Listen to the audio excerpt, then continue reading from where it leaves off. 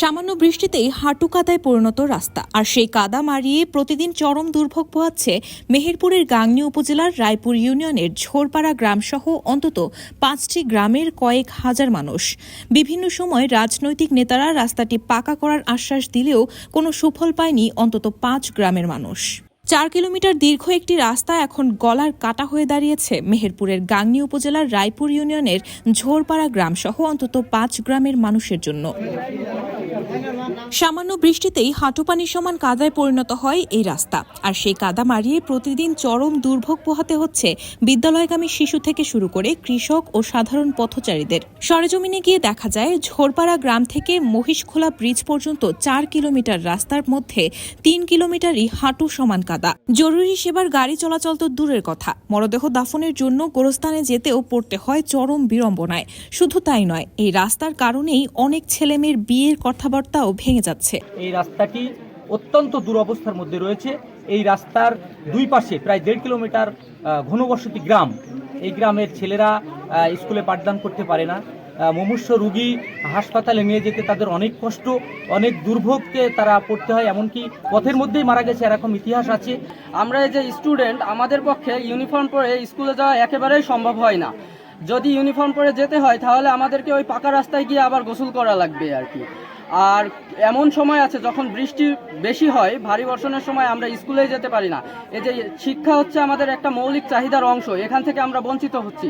এদিকে চরম ভোগান্তি থেকে মুক্তি পেতে গত রোববার জমে থাকা পানি ও কাদায় ধানের চারা রোপণ করে প্রতিবাদ জানান।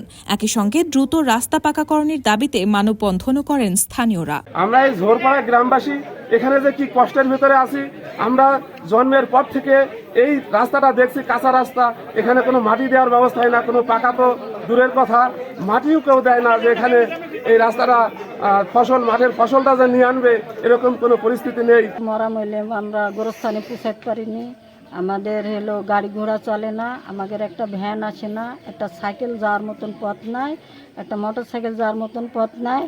আমরা যে রাস্তায় হাঁটি আমাদের কারোর ঠ্যাং ভেঙে যায়, কারোর মাজা ভেঙে যায়, পড়ে যায় পিছলি। রাস্তাটি পাকাকরণের স্থানীয় সরকার প্রকৌশল অধিদপ্তরের মাধ্যমে ইতোমধ্যে জরিপ করে অনুমোদনের জন্য ঊর্ধ্বতন কর্তৃপক্ষের কাছে পাঠানো হয়েছে বলে জানিয়েছেন উপজেলা প্রকৌশলী মোহাম্মদ ফয়সাল হোসেন।